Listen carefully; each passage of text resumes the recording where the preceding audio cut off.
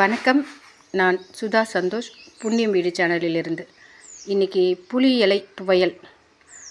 இது நம்ம வீட்டு பின்னாடி ஒரு மரம் வெட்டிட்டோம். அதில் ஓரத்தில் சைடில் கிளைங்க பாருங்கள். இப்படி இந்த மாதிரி குட்டி குட்டி பிரான்ச்சஸ். ஒரு பெரிய மரம் இது. வீட்டு பக்கத்துலேயே இருந்தது. புளி மரம் இருக்கக்கூடாது, வீட்டு பக்கத்தில் கடைக்கால் அடி வாங்குதுன்னு வெட்டிட்டோம். இந்த மாதிரி துளுத்து வருது. நான் அடிக்கடி இந்த மாதிரி துளுத்து வரும்போது இந்த எண்டில் இருக்குது பார்த்திங்களா, இதை மட்டும் எடுத்து துவையல் செய்வோம். இந்த சீசனில் நமக்கு புளி மரத்துலேயே வரும். புளி மரத்தில் நல்லா உருவி எடுத்தாலே வரும். இது மரம் வெட்டிட்டு பின்னாடி எங்களுக்கு வருது. இதில் ஒரு 3 பேர் சாப்பிட்ற அளவுக்கு வரும். கொஞ்சம் நம்ம எல்லாம் வச்சு அரைச்சி துவையல் செஞ்சோம்னா டேஸ்ட்டாக இருக்கும், சாப்பிட்றதுக்கும் நல்லா இருக்கும். இது ஒரு சீசனில் தான் நமக்கு கிடைக்கும். இப்போ மரம் பாருங்கள், இதுதான் மரத்தோட ஒரு ரவுண்டாக தெரியுதுங்களா, இதுதான் பெரிய மரம். வேர் நோண்டி எடுக்கலை இன்னும் நாங்கள். அந்த ஓரெல்லாம் பிரான்ச்சஸ் அப்படியே குட்டி குட்டியாக வருது. இது ஜேசிபி வச்சு தான் எடுக்கணும்.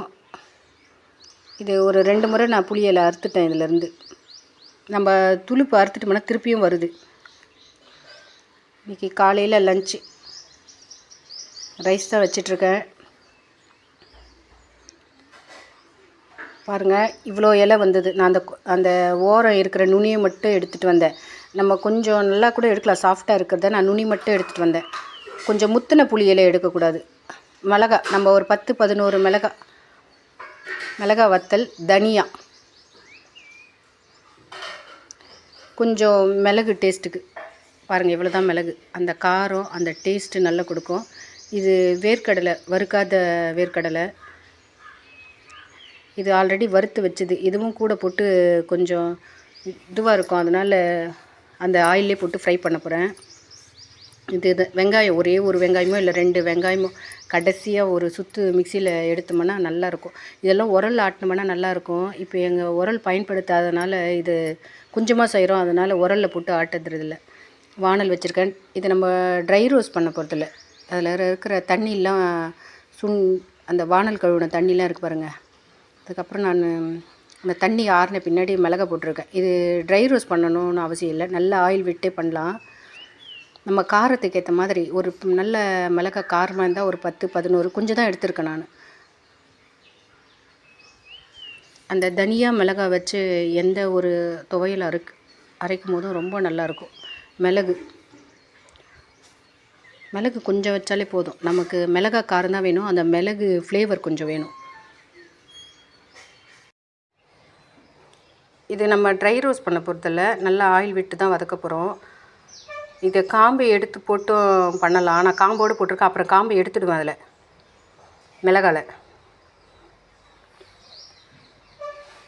இது கொஞ்சம் லைட்டாக தனியா வறுப்படுற நேரத்துக்கு முன்னாடியே மிளகாய் நல்லா கருத்துடும். பார்த்து கிட்டேருந்து வறுத்துடணும். கொஞ்ச நேரம் தான். இது கனமான வானல், சீக்கிரமே வறுப்பட்டுடும். அந்த ஆயிலே நான் வேர்க்கடலை போட்டிருக்கேன்.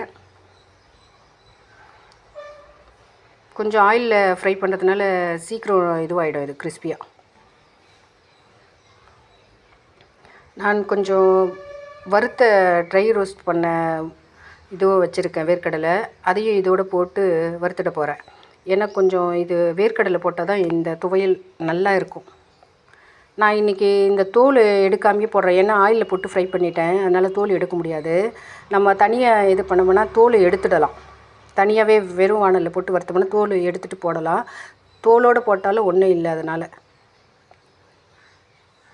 கொஞ்சம் கிறிஸ்பியாக இருக்கும்னு அந்த ஆயிலில் போட்டு வதக்கி அப்படி வறுத்துட்ருக்கேன்.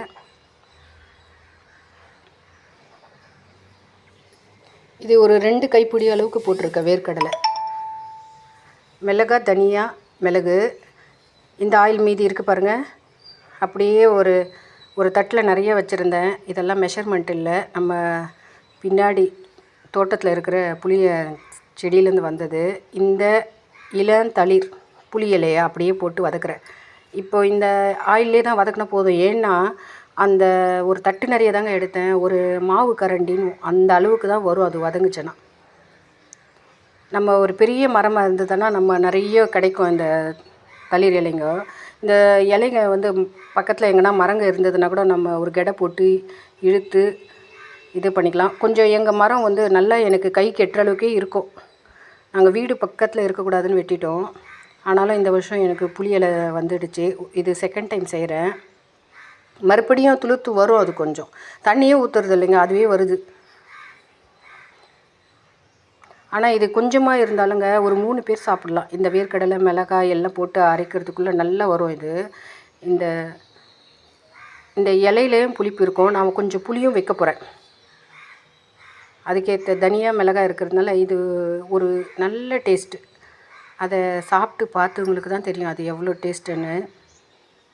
போதும், இந்த அளவுக்கு வதங்கினாலே போதும். இது நம்ம நல்ல கருப்பாக ஃப்ரை பண்ணணும்னு அவசியம் இல்லை.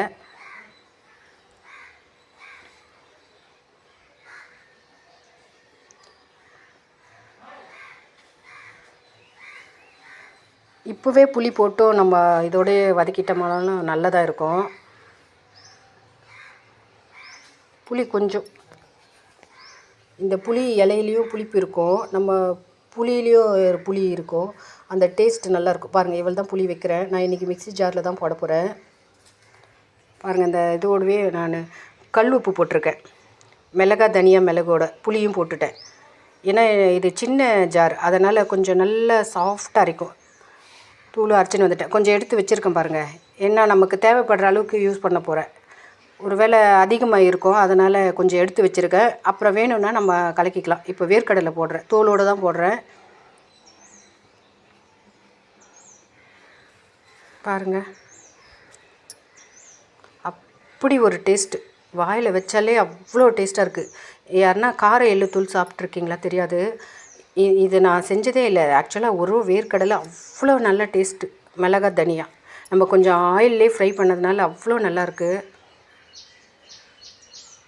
புளி இலை போட்டு ஒரு 2 சுற்று வெங்காயம் போடணுங்க. இதில் வெங்காயம் போட்டோம்னா குட்டி குட்டியாக கட் பண்ணியும் போடலாம், இல்லை ஒரு கடைசி சுற்று வெங்காயம் போட்டு எடுத்துடலாம். இந்த துவையல் எதுக்குன்னா தொட்டு சாப்பிடணுன்றதை விட ஒரு சாதத்தில் போட்டு கலந்து சாப்பிட்டா அவ்வளோ டேஸ்ட்டாக இருக்கும். ஒயிட் ரைஸில் கொஞ்சம் உப்பு கம்மியாக இருக்குது, அதனால் நான் கல் உப்பு போடுறேன். கடைசி ஒரு சுற்றுக்கு வெங்காயம் கட் பண்ணி வச்சுருக்கேன். அந்த பச்சை வெங்காயம் போட்டாலே ஒரு டேஸ்ட், ஒரு சதக்கு நல்லாயிருக்கும். இதுக்கு தாளிப்பு வடகம், கடுகு, சீரகம். இதில் நம்ம நிறைய தண்ணி ஆட் பண்ண தேவையில்லை. ஏன்னா நமக்கு ஒரு துவையல்னாலே ஒரு தண்ணியாக இருக்கக்கூடாது. சட்னின்னா தான் கொஞ்சம் தண்ணியாக இருந்தால் நல்லாயிருக்கும். இது கொஞ்சம் தண்ணியாக வச்சுட்டு கூட இட்லிக்கு வச்சு சாப்பிடலாம். இது துவையல் சாதத்தோடு கலந்து சாப்பிட நல்ல டேஸ்ட்டாக இருக்கும். தண்ணி ஆட் பண்ணாத இருக்கிறதுனால கெட்டும் போகாது. இப்போ நான் செஞ்சுட்டு இருக்கிறது மத்தியானம் லஞ்சுக்கு எடுத்துகிட்டு போகிறதுக்கு.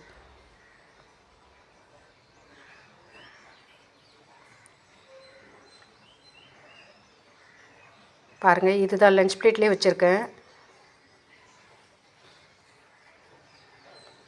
இதுவரையும் என்னோடய சேனலை பொறுமையாக பார்த்த அனைவருக்கும் நன்றி. தொடர்ந்து பாருங்கள்.